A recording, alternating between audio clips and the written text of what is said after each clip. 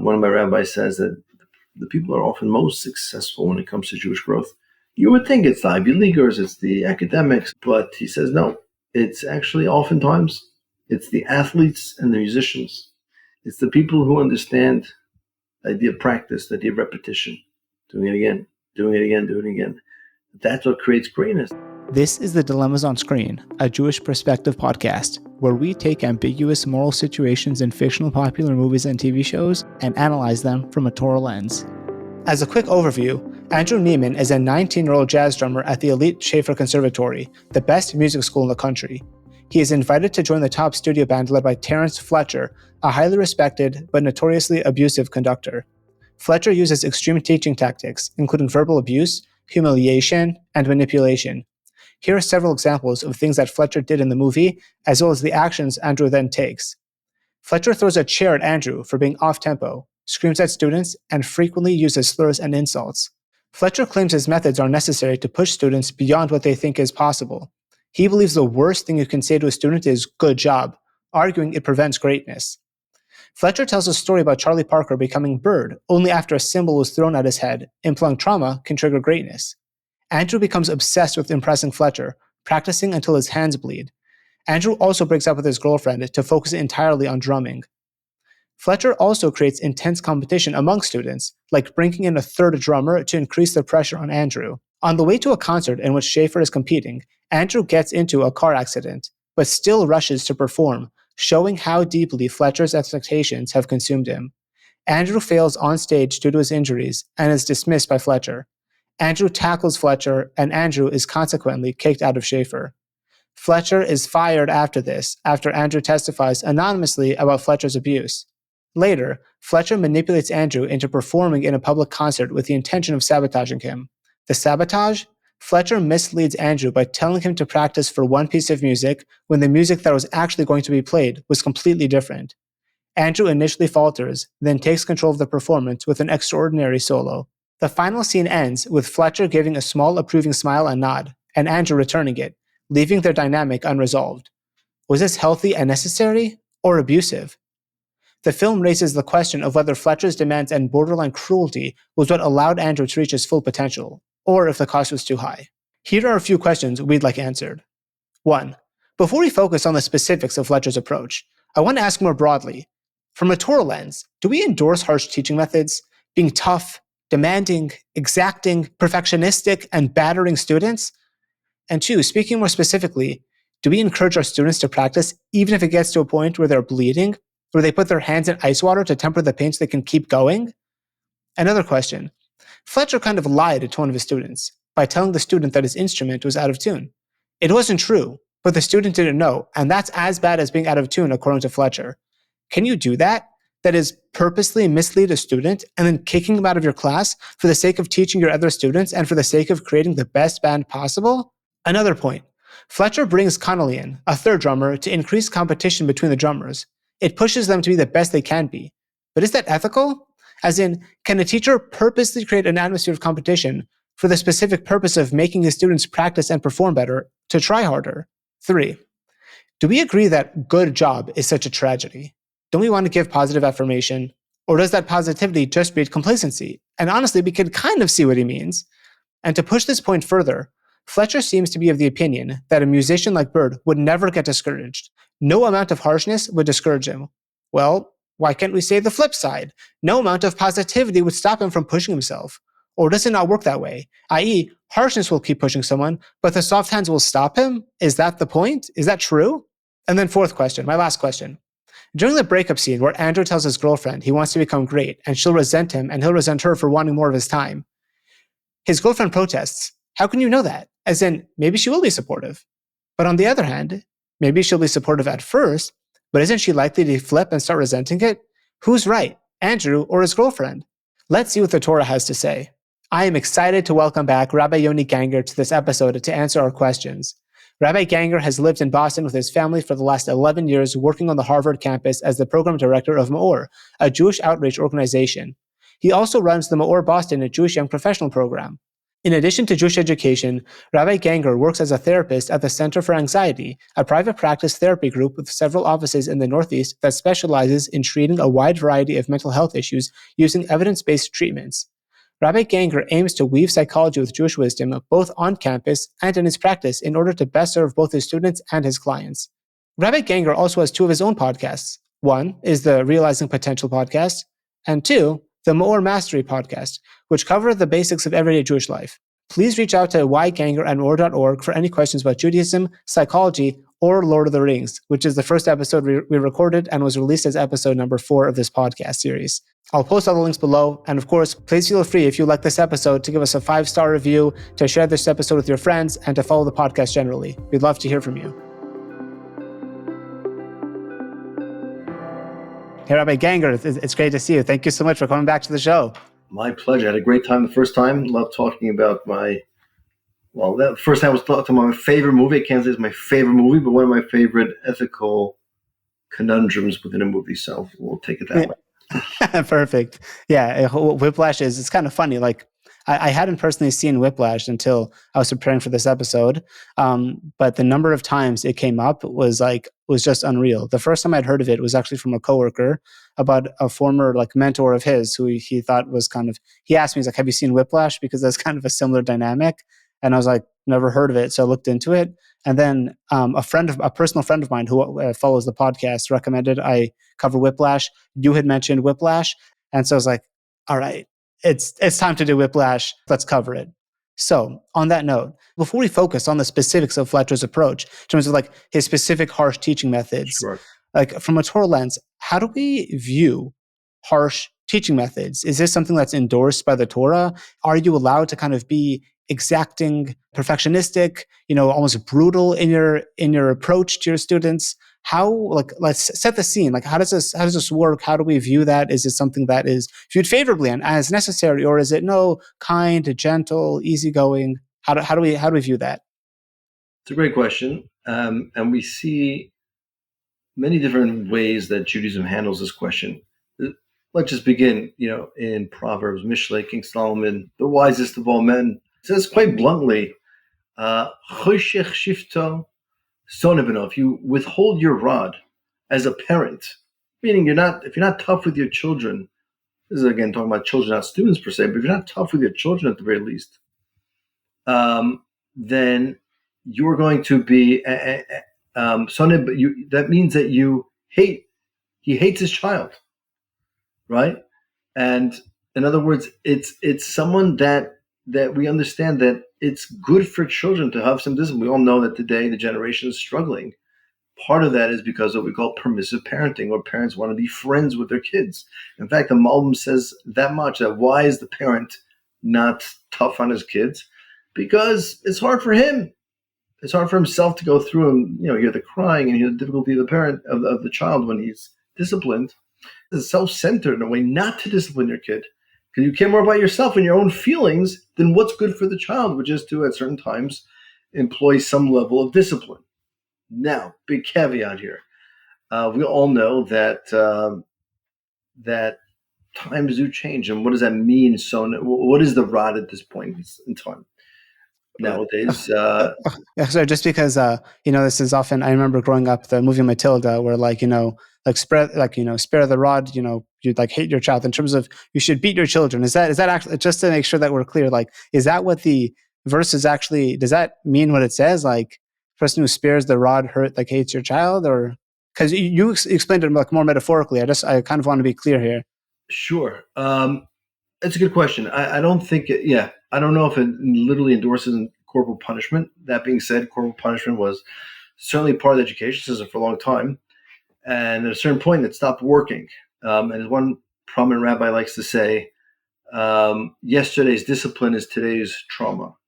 So again, we have to move and groove at the time. And there was a moment in time where if something, again, everything's about expectations and normalization. If this was the norm, obviously not any type of abuse, but there's some type of rigor on some level. Does it literally mean a rod? I'm not sure. I think it can be, shevet can also mean kind of just a leadership and strong leadership and strict justice, and having that discipline. I think that's more along the lines of what we're saying. I mean, the Jewish people, we were put into Egypt for 400 years. It ended up being much less. It says we were born from the Kur Barzel. We were born from an iron furnace. In other words, the Jewish people were formed through harshness and difficulty. Nothing in a way was more difficult than going through Egypt. And all of that was really a pedagogy of sorts to kind of bring out a certain toughness within us, to shape us in a certain way, to form us as a nation through hardship. So we do see that, yes, there are moments in Judaism that we have tough pedagogy. In fact, more than that, we have many lines in the Talmud where rabbis are speaking to each other, and they're pretty harsh in terms of how they talk to each other. If a rabbi says something that they feel is out of line, out of bounds, they will say, your brain is empty. They'll use lines, pretty harsh language. Wow, they say that to each other? Yeah, they'll say it to each other, they'll say it to their students. They'll say really, really difficult things. Another example we have over here, right? A rabbi says to a student, how much longer will you pervert for us the meaning of Scripture? You're an idiot, you're a fool. And that's the reality. When you're aiming for truth and greatness, there's definitely room for intensity and sharpness and saying things like it is. We describe, if someone walks into a Torah studies hall, what they'll find there is people oftentimes yelling at each other in a pretty harsh way. That makes no sense. That's a stupid idea. What are you talking about? They're not trying to insult each other. They're going to grab some cholent afterwards or grab a beer afterwards. But when they're trying to search for truth, there's no room for laxity. And we have to be tough. We have to call things as they are. And there's room for a tremendous amount of discipline. So I think there is a room for some pedagogy that is more intensive. And again, we are a soft generation. It wouldn't work today.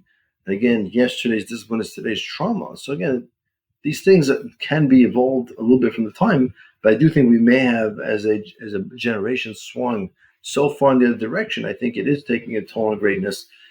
You speak to everyone, about the big claim of our generation. We're the snowflake generation, meaning that at any moment of difficulty, we kind of melt away. So if I can just share, so in terms of your brain is empty, your head is empty.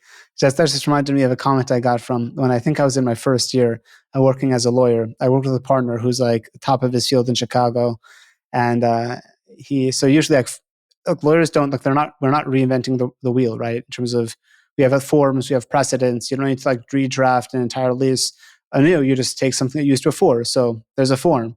So that's why this partner, hey, can you put this together? And it's probably a more straightforward,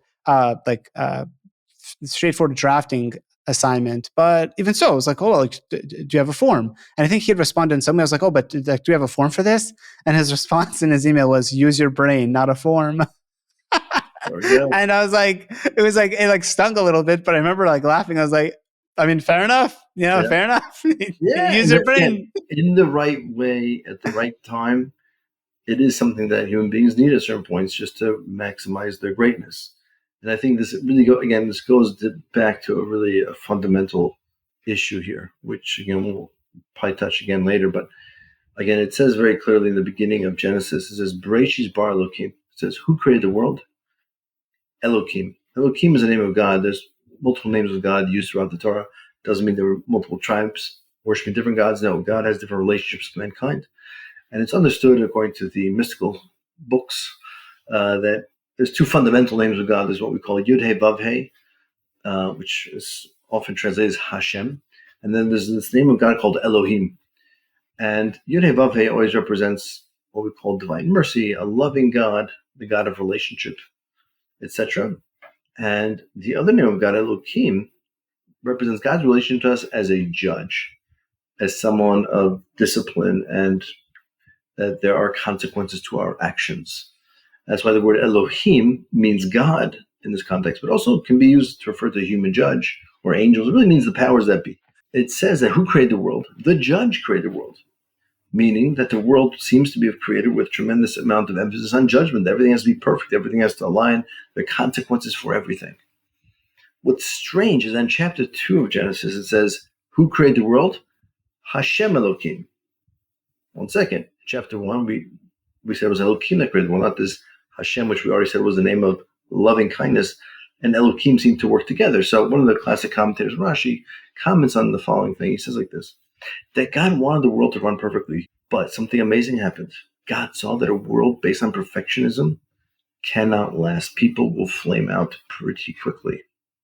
And therefore, God had to incorporate some level we call loving kindness and mercy into creation to ensure that the creation would survive. In other words, he had to give people a second chance. He had to give people that loving kindness kind of feeling in order to be able to live up and continue on in this world and not flame out from the intensity and toughness. So yeah. by flame out, do you mean burnout? Yeah, burnout, not Okay. make it, quite literally not make it, the world wouldn't exist, so to speak, because people, of course, we're human beings, we make mistakes. So again, the big question everybody asks, and this is, I think, really relevant to our topic. The question everybody asks is, 1 second, why do I need to know? And so it says again, God wanted to create a world a certain way, saw it wouldn't work, and then he created a different way. But why do I need to know what God intended to do? Maybe God intended the world to have a sky that was green or yellow or purple. But I don't know anything about that. Why do I have to know what God thought to do? He thought to create the world with just perfectionism and justice. A Fletcher type of world, we'll call it. And in the end, he said, no, if I create a world that's Fletcher-like, it's not going to work. I have to incorporate loving kindness into this world to make sure that it continues. And very, again, relevant to our topic. So the Maharal has a tremendous insight here. He says, because we have to know what God really wanted initially. What God intended to do initially is really what God wants. In other words, he wants a world where we're all striving to be our best. We're striving to be perfectionists. We want to be great. And if we knew that the world was just a merciful world, we're okay, you always have a second chance, no problem, then will you really try so hard? Maybe not. But if you know what God really wants, he wants you to be perfect. He wants you to make Fletcher happy. Okay, I'm going to strive to be my best with the knowledge that I can fall and get back up again. And I think that's the balance that we're striving for over here. And therefore, when you ask the question, Fletcher, his overall pedagogy, was it off? Not completely. There's an element of Fletcher which was correct. So this is a question I was going to ask a little bit later because I was trying to do it kind of chronologically with the movie. But yeah. I mean, what you just said kind of flows directly into it. So one of the things Fletcher says was about, what was his name? His name was Bird. I can't remember what I think Charlie Parker, I think it was. Charlie Parker, right. Yeah, Charlie Parker. Fletcher keeps saying that there are no two words more harmful in the English language than good job, right? In terms of it kills ambition. And I want to get to that in just a moment. But one of the things that Neiman then responds to Fletcher with is, well, is it really such a tragedy? Can't you kind of go too far? Is it possible to push so hard that you end up, because is it possible for someone like Bird to become discouraged? And then Fletcher's response is, no, that's impossible. A person like Bird would never get discouraged. And so my thought to that was like, okay, fair enough. But if he won't get discouraged because of the harshness, maybe he also won't get discouraged because of the kindness. Like a person who wants to push forward will push forward nonetheless. So I really want to hone in on that. So I guess it's a two-tier question. A, do we agree that good job is really such a disaster? That's one. And is it true that harshness brings out more, like a higher level of skill than positive affirmation? Yeah, if I have this question, well, we have another statement, which is Chanach Lenar al pi darko, that you have to train and educate your youth according to his way. In other words, it depends. There are some students that will need that toughness, that will thrive off the competition, thrive off difficulty. And there will be other people that will wilt underneath the pressure and won't fly that way and will be killed. And therefore Fletcher's point is kind of silly, because how does he know how many people he killed that would have been Charlie Parker's if they had the positive affirmations? So it really depends on the person. That's going to be one caveat. So does a good job kill us? Well, it's hard to say. There's a concept in Judaism that you're supposed to do tshuva every single day. And the question is why? Maybe, it's even crazy. I mean, I always find it funny that on Yom Kippur we spend 25 hours fasting, and we are at the top of our game, so to speak. We're cleansed after a day of prayer and pure immersion in spirituality. And then the evening prayer comes, and we already are doing we're hitting our chest in the silent prayer, saying, I sinned. I'm always wondering, what did I do? Like, I was just standing here. I promise I didn't do anything wrong. But I think the message is as follows: that there is a sense in Judaism that there's always a higher level that we can strive for, that we're supposed to strive for, that we're supposed to go for, and we're never at a point of status quo, and therefore, not to say that good job is going to mean we're going to stagnate, but there's always a level of like, okay, what's that next level up? It says also by the righteous that they are busy in this world and going to be busy in the next world too. They're going to be constantly moving and growing in this world, always striving, and in the world to come, because their soul is always on fire, always pushing forward. They're always going to be moving and grooving. Now, this ties into another bigger question. There were two schools of thought in the late 1800s and 1900s. What we could just broadly describe as what's called the Musar movement, that movement that describes character building and Jewish growth. Now, there were two schools of thought. There was one school of thought which we call Slobodka. Slobodka was, again, these are broad generalizations, but more or less, I think, hold. There was a school of Slobodka which said what's the most important for a person to know is how great they are. They need those positive affirmations. People need to know that they're great and can accomplish great things. And therefore, pumping yourself with, I did a good job. I'm going to keep doing a good job. I'm going to keep striving and keep feeling because I've done great. And I have greatness inside of me. And that's what we call Gadlut Ha'adam, the greatness of man. And therefore, I think the idea of telling someone, you're doing great, you're on your way, you have greatness, keep going, I think that produced incredible results. There was another school out there called Navardik. Navardik was a school that focused on the opposite, which is, right, as the famous Hasidic saying, you should have two notes in your pocket. One note should say, the world is created for me, and the other note should say, I am but dust and ashes. So they were more on the other side of, I am but dust and ashes. Like, what am I? I'm a nothing. And they would make their students do things that were strange and bizarre and almost embarrassing. They would have their students go to a hardware, a bakery, and go to a bakery and ask the bread maker, hey, do you have any screws or a hammer here? Just to get rid of their ego, just to get rid of any sense of care with the outside world, but also to recognize, what am I? Like, I'm nothing. And in a way, again, they were trying to free us from the ego. But in a major sense, the point in the Vardik was, who are we? And they would never be caught dead saying, you did a good job. Like, who are you? You're nothing. So again, we have these poles. We do know over history what has won out is clearly the Slobodka school. That's what created so many leaders in this generation. Almost all the great leaders of American Jewry and European Jewry in the last 100 years all emanated from the school of Slobodka, which was all about finding the greatness in a person. And I think, I don't know, would they say a good job? Potentially. But that being said, there was one of the great rabbis from Slobodka named Rabbi Hutner. Rabbi Hutner was one of the great thinkers of the last 50, 75 years. Super original, deep, profound, incredible, incredible mind. But he was out there, and he was such a great mind that he wanted to go to Hebrew University and hear from all the academics all the biblical criticism, and then go speak to Rav Kook about why they were wrong. He was willing to listen and explore everything and anything. Really, just a very broad thinker in all ways. So in this case, the Alter of Slobodka, so he treated him differently, and he was actually very tough on him. Very Fletcher-like in his approach here with this one particular student who he knew could handle it and could take it. And again, this is a big caveat of this whole movie, I would say, is, and this is what we're missing from the movie a little bit, is, or Fletcher in particular, is that, so one rabbi said, wow, it's amazing Rav Hutner was able to take so much of this, what we call rebuke, and he thrived on it and became great through the rebuke of the altar. And amazing how the altar Slobodka, the Rabbi Slobodka, was able to tailor make, again, the education.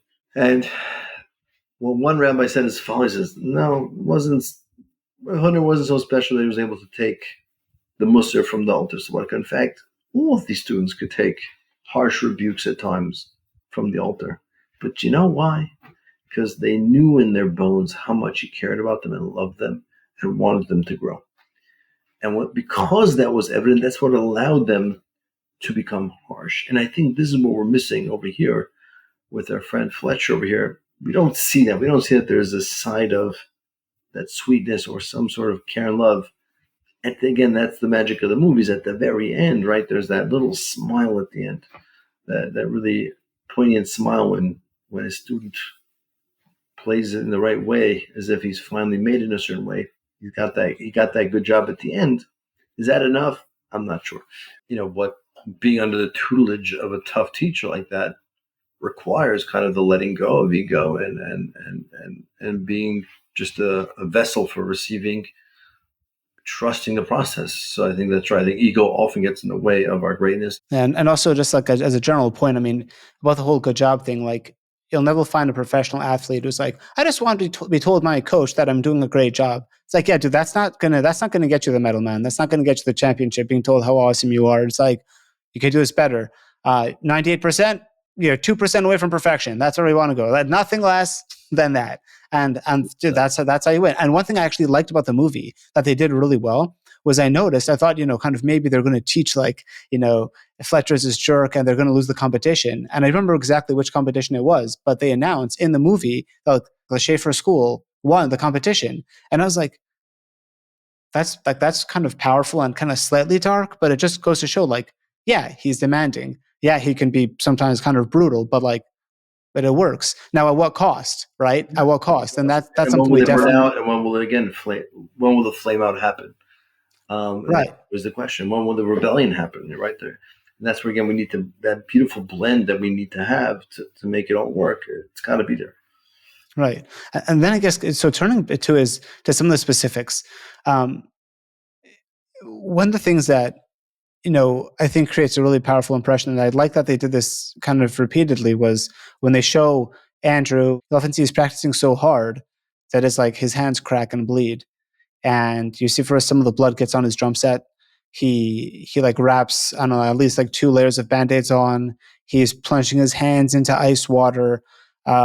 It's brutal, but you also kind of get a sense of, like, I mean, how are you going to compete with a guy who's willing to do that to himself? Like, the guy wants it so bad. Like, he's got to become great eventually. But I mean, if that's what your competition is doing, then like clearly he's going to get better. So what's the Torah perspective on that? I mean, he's like hurting himself. Now, it's not like self-flagellation, right? I mean, it's not a purposeless harm. It's I need to it's kind of like the example of, again, working out. We don't think of this, but when you're working out your muscles, you're tearing your muscles. That's like, right. It's supposed to hurt. If you look at someone working out, if they're like smiling with joy, they're probably not working out so hard. It looks like they're in pain, but they're doing it because they want to grow, because they want to get stronger, they want to get better, they want to get faster, they want to have stronger endurance. So what's the Torah perspective on that in terms of almost causing yourself harm to grow? Yeah, great question. So we know there's a verse in the Torah, when a person dies in a tent. And it's talking about purity and impurity, but the way it's written in the verse, it indicates that there's something else going on, that there's a reference to something else, that the ohel, of course, the tent always represents in Judaism, all the way back from Jacob, that Jacob dwelt in tents, and everyone understands that what it means, he dwelt in tents. It means that he was learning, that the tent represents being internal, being inside, learning and growing inside of yourself. And it seems to indicate that a person, in order to really grow, he needs to, quote unquote, kill himself. And that doesn't literally mean kill himself, but it does mean, right? It says in Pirkei Avot, pas b'melech tokol, bread and salt. Bread and salt is all you should eat if you're trying to become a Torah scholar. There's an incredible emphasis that, there got to be some minimization of worldly pleasure if you're going to achieve true greatness. And therefore, there's some encouragement there. It says further, right? It says that, it says in reference to the oral Torah, it says, it is not found in the land of the living, right? It means that the oral law is not found among those who pursue the pleasures of this world, its passions, glories, etc., right? And then it brings our verse that we said that this is a law. When a man die in a tent, right? That is the path to understanding, is that I go and I have to again, minimize, kill my body, my physical desires for it to become great. The Talmud says further something astounding in terms of, again, this intensity. It says someone who reviews a portion of the oral Torah 101 times is categorically of a different person than someone who reviewed it 100 times. It's mind-boggling. 101 times. Like that's a tremendous amount of time to review, a piece of analytic Talmudic study. But the Talmud encourages us, you have to push, you have to repeat, you have to bring it into your bones until it falls into your heart. And therefore, yes, there's certainly an emphasis on this, that there is we have to strive, and we have to, it's very interesting. One of my rabbis says that the people are often most successful when it comes to Jewish growth. You would think it's the Ivy Leaguers, it's the academics, but he says no. It's actually oftentimes it's the athletes and the musicians. It's the people who understand the idea of practice, the idea of repetition, doing it again, doing it again, doing it again.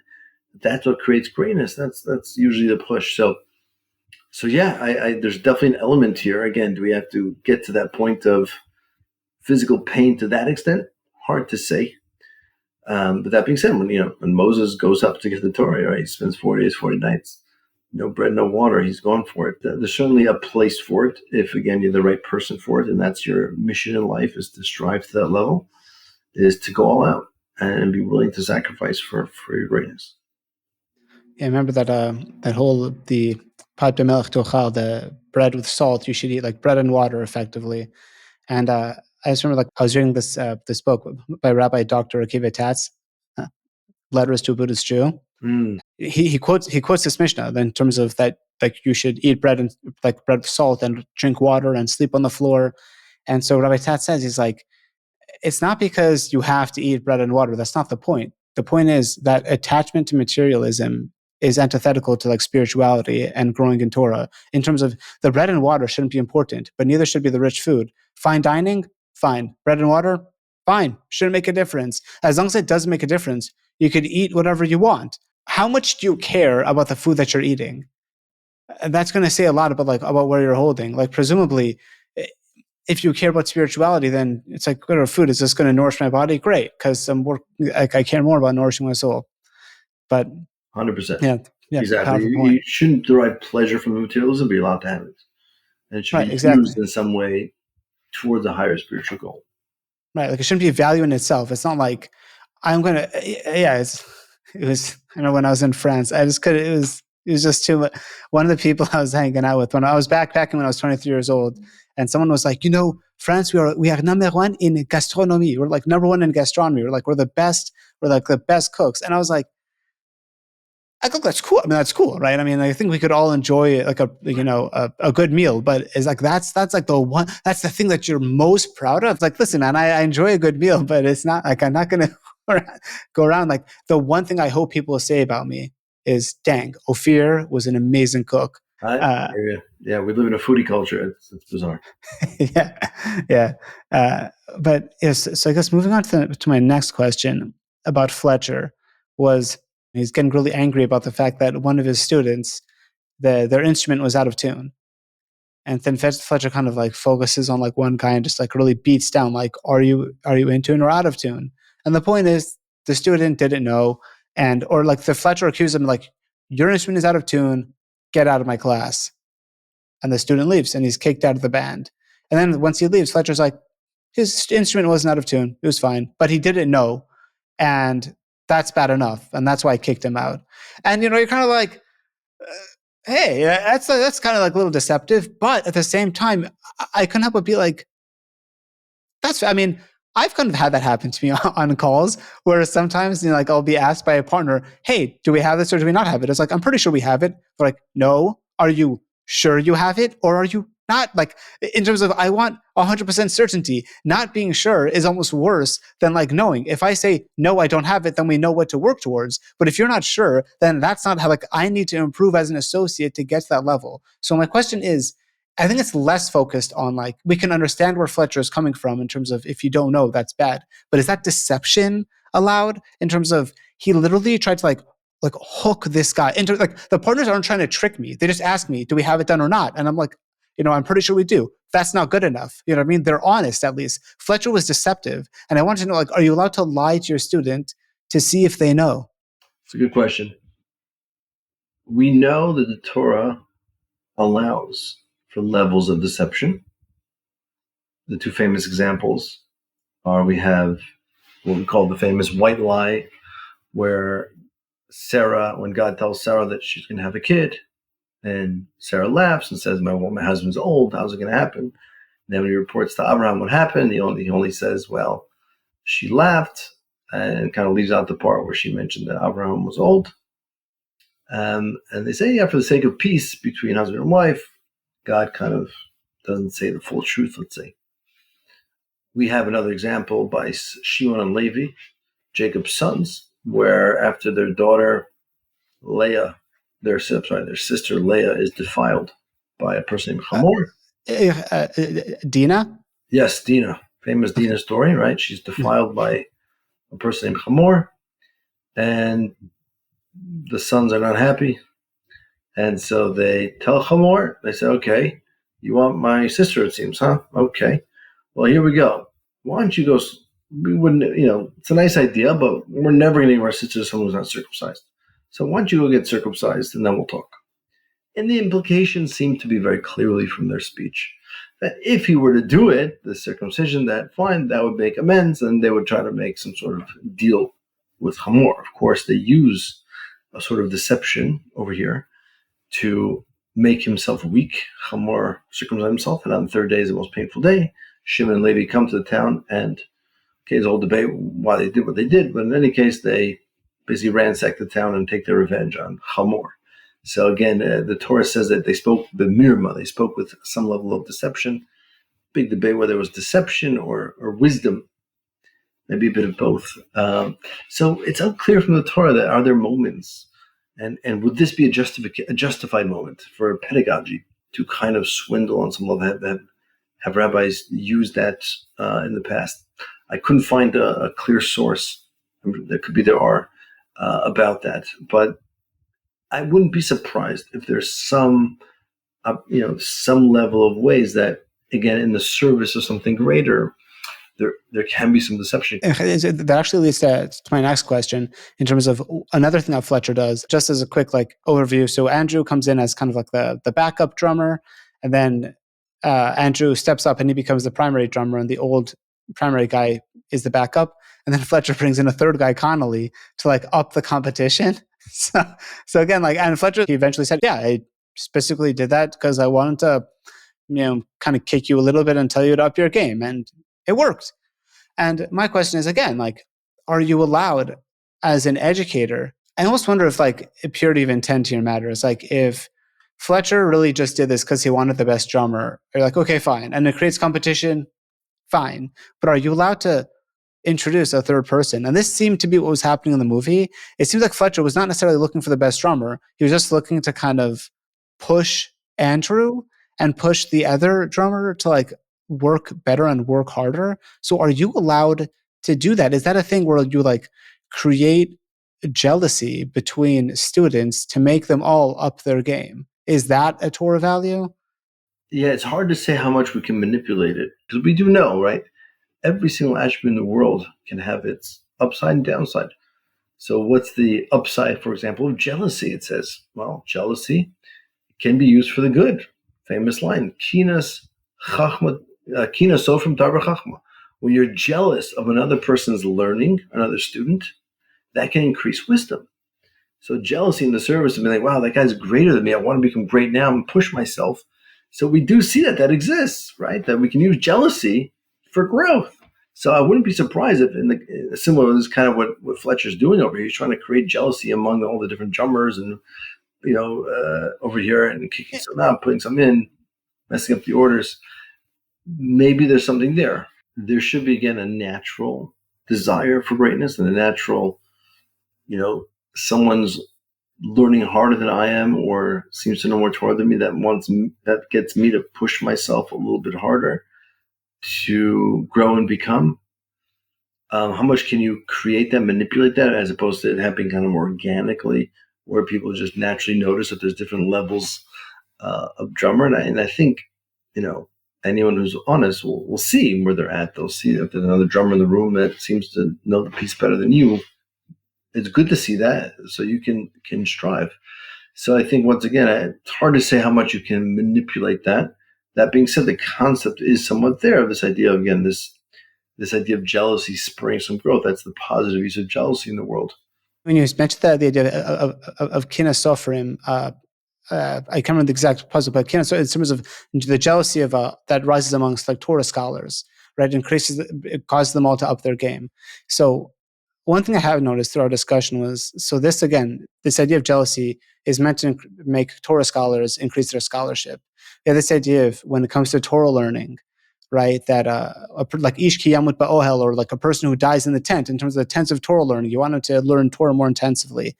Does this concept apply only to Torah learning, or can we also extract this to like other mitzvahs? And I'll enumerate some that I was thinking about, and then extracting it further, can you also do this in like a drumming context or professional context, or just like a kind of secular context? And just to start with the mitzvahs, like, are you allowed, if you have a donor who say is donating like a big sum of money, like X sum of money, and can you say like, well, this other guy who's around your level of net worth or even lower is like, he's donating 2X, just letting you know that.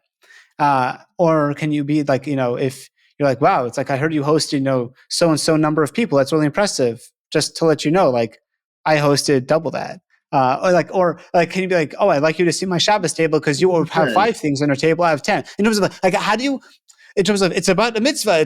You're getting more tzedakah. You're causing other people to do more mitzvahs. Is this only for Torah learning? Does that apply to other mitzvahs too, where you can cause that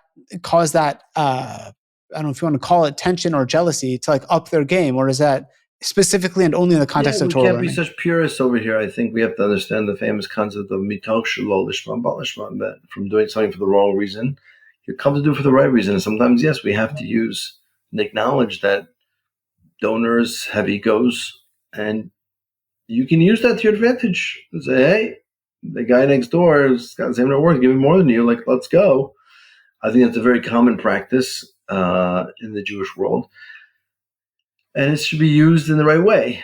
It should be used lovingly. It shouldn't be used to make someone feel bad. Again, it goes back to this thing, like, would someone burn out eventually if they're constantly kind of compared to other people? Could be they'll burn out, or it could be inspiring. No question, in every field I'm in as well, engaging young people, there is some level of, let's see how many meetings you have per week. Oh, the other guy's having 20 meetings a week. What's the standard? And so on one hand, when you can, again, you want to ultimately in life live for yourself, live competing against yourself and only yourself. But even the Ramchal says in Mitzvah Sisharim, he says something fascinating. He says, okay, so you don't want to try so hard spiritually. I don't understand. And I know that when it comes to your business pursuits, you go crazy if someone's making more sales than you or making more money than you.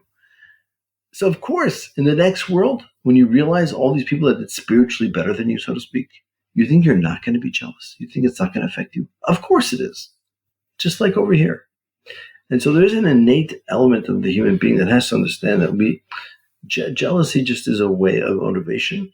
It's something we kind of need to fuel ourselves, even though we're really competing against ourselves. But again, if we can use the concept in some way to inspire us, because we're not always in this pure state of doing things for a perfectly intrinsic sake. Sometimes we need those extrinsic motivators. Sprinkling in some extrinsic motivators is certainly appropriate. Right. Yeah, that makes sense. And so I'm guessing we can also extrapolate further that would also apply to like music or, again, professional context. Be like, I remember when I was in sales, they would have your numbers on the board. Yeah, 100%. I think that's right. I think it's a necessity, and it makes a lot of sense that we need that push at times. We're not always, perfectly motivated. Sometimes we need that extra, just comparative kind of ego to push ourselves over the finish line. 100%. And then here's my next question. This may be my final one. But Andrew's conversation with his girlfriend, the breakup, and he more or less says, I want to focus on being a drummer. And if we have a relationship, you're effectively just going to become resentful of the fact that I'm spending so much time trying to become a great drummer, and you're going to hate me. I'm going to hate you because you don't want me to drum. And instead of descending into this toxic relationship where we hate each other, I'm just going to break it off clean, and that's that. And she's like, do you know this for a fact? Do you know for a fact that I'm going to stop you from drumming? And he's like, yeah, I do. You're going to stop me from drumming, and therefore, like, we're through. And she's like, what? So I'm just like some nobody, like, because I don't have any like aspirations. That means that like I'm not going to help you. And he's like, yeah. And she gets pretty upset, and they break up. So my question is, who's right? Yeah, because on the one hand, you hear like Andrew, and he's making a valid point. Like, he wants to focus on drumming, and if he ignores and neglects his girlfriend, then chances are she's not going to be happy about it. But she is kind of pushing back and be like, who says I would be upset about it? Maybe you hear the famous expression. That's like one of the most famous expressions. Behind every great man is a woman, or behind every great man is a great woman. I can't remember what it is. But the point is, look at a great man and look at his wife who supported him throughout this process. So who is right? I think it's what you said. It really depends on the wife. The famous example we have, I think, in the Talmud is Rabbi Akiva's wife, Rachel. That the famous story is, so he's 40 years old, gets married on the condition that he's going to go study and become again, at the age of 40, Rabbi Akiva was not Rabbi Akiva. He was just a normal person. Didn't know so much, was just a shepherd. And she sends him off to study for 12 years straight, accomplishes a tremendous amount. And as he's walking back after 12 years, he wanted to go back to visit his wife. But he overheard that his wife was saying, like, you don't need to come back. Like, I'm fine. Like, I want you to become great. And so he turns around. Everyone asks the question, of course, why didn't he at least come say hello and then turn around? And they say the famous idea that 12 plus 12 doesn't equal 24. If you get a 24 years straight of uninterrupted learning without even, again, on that level, seeing his family, so to speak, that's different than you having that small interruption of seeing his wife. But in any case, the point is that his wife was supportive. She was on the ball. She wanted him to become great. She was on the same page. She had the same vision. And therefore, she did push Rabbi Akiva to become great and was willing to sacrifice as hard as it would be to be away from her husband for so long. She was willing to do it. So that's the same thing over here, I think. Does this girlfriend really understand what greatness is? That is she really there just to be an Azer connector, so to speak, just support him through it? Or she would get, she would have her needs and wants that would need to be met at some point.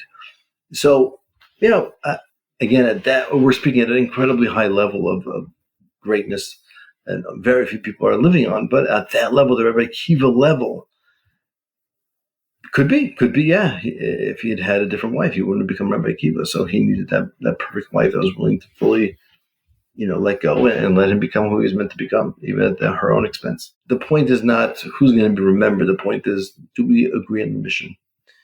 And are we willing to sacrifice for it completely? And could be he was right that she was probably not going to be on board with it to the extent that he wanted, and therefore it was wise to let's cut it here. We're on the same path.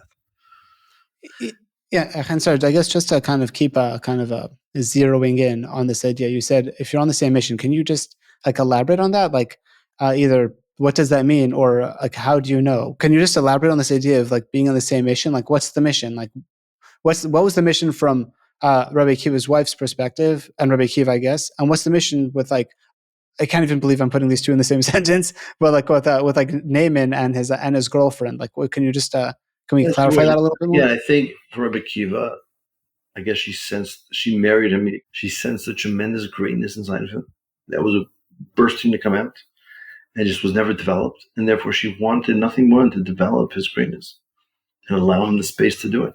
So she sent him away and said, go be great. Like, you have to do it. She saw it. And therefore, on that level, it's on that level, the mission was Rabbi Akiva's greatness. Obviously, you saw that he could be a leader, and he was the leader of the generation. The oral Torah really filters through Rabbi Akiva in many ways. Moshe Rabbeinu had a vision of Rabbi Akiva and said, Rabbi Akiva, you should have given the Torah to this guy. He knows more than I do. So he's learning laws from in details I don't even myself understand. So she saw that inside of him and said, okay, that has to come out for the world and benefit the world. That was a mission there. You're right. Is it worth it to become a great drummer, to sacrifice everything? Hard to say. That is a harder question.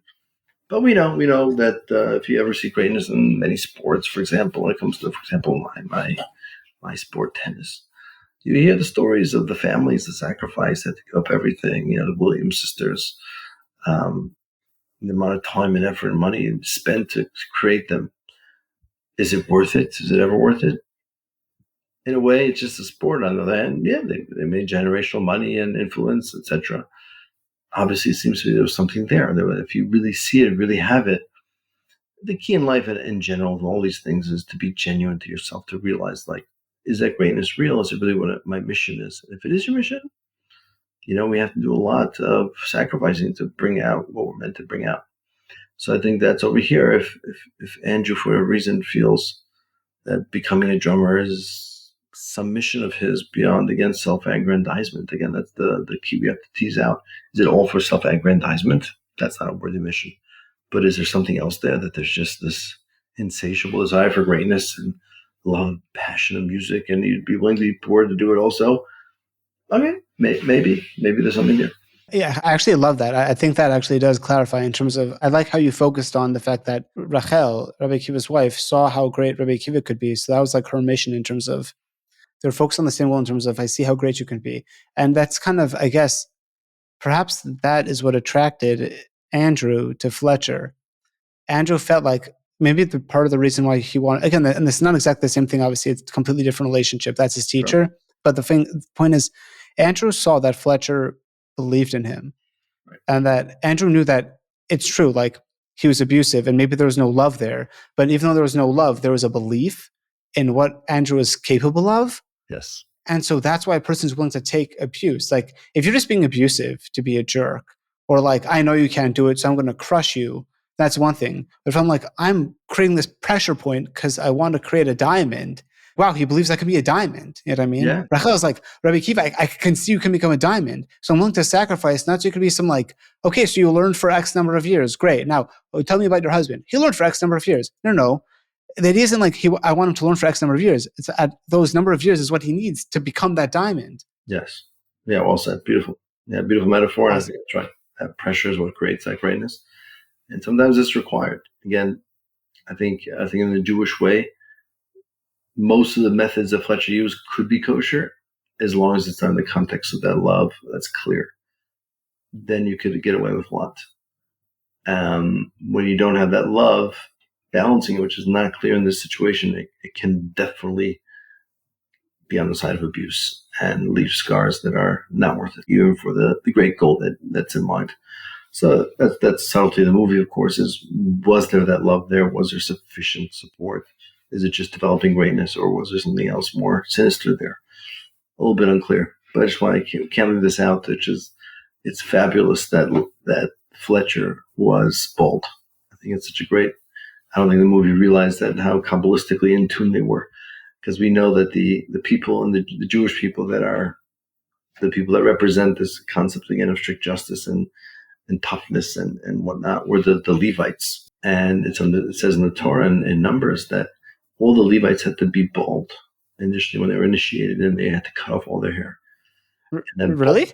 And yes, that they had to be bald, and that baldness is a sign of their strict justice. Well, I actually have two follow-up questions. So first, why is it that being bald represents that? And second, weren't the Levites also the musicians? Like they were the singers, weren't they? Very good. Yeah, that's right. And that's another point there. Yeah, 100%. That, yeah, because what's music? Music is this idea of perfectionism, right? That every note has to have its place. We all know that if you hear a piano concerto and someone misses one note, it rings. Like you hear that note that's off, and it ruins the whole piece. Like music is kind of one of those all or nothing things. Like you either get the piece right, completely right, or that one off note is resonant. You hear it, it takes away. Rabbi Ganger, this was awesome. I guess before we sign off, do you have a concluding note or any last thing that you want to mention before we sign off? Good question. I guess the last thing I just wanted to share is just on this note is Abraham, our forefather. It says that he created many, many students. We don't know any of these students because seems like they didn't continue on in the traditions of Judaism. The question is why? So some people say Abraham was the loving, all love, no boundaries kind of person, tent open on four sides, bring all the guests in. A lot of inspiration, but not a lot of structure. And when it comes to Isaac, Isaac represents in Judaism what we call this idea of strict justice, kind of along the lines of discipline and perfectionism. And we don't hear, again, when it comes to Isaac, of any students doesn't inspire anybody in that way. Because again, when you're coming or you approach, how many people could stand up to Fletcher's intensity? Maybe one person, one guy who's a Michiganer who wants to be great, but most people wilt and give up. So Isaac, we don't hear of any students. Ultimately, we come from Yaakov. Yaakov is the balance of the two, where we have the idea of embodying both Abraham and Isaac, embodying love and strict justice together. That's what creates a continuity. We all come from, he has the 12 tribes, his 12 sons who are his 12 students, and they create a nation over the course of eternity. So again, just to wrap up, obviously the movie is interesting, but we know that a purely strict justice way of teaching and pedagogy is incorrect. It ultimately is abusive. It's a world that cannot last. Just like, and again, the opposite extreme is also true, right? Abraham, which is love, doesn't last either. It's always going to be the balance of the two. It's the altar of Slobodka, who, because of how much he loved the students, he could be tough with them. You need that combination. That's going to be the one that we're ultimately going for in Judaism. Fantastic. And the ending that ends with the mention of the altar of Slobodka is a good ending for me. Okay, wonderful. Well, thank you again for your great questions as always, and bringing up this fascinating topic. Cool. Thanks so much, Rabbi Ganger. Thank you for tuning in to the Dilemmas on Screen, a Jewish Perspective podcast. If you enjoyed this episode, please subscribe. If you have any suggestions for a moral dilemma you'd like analyzed, feel free to send it over. Thanks again, and see you next time.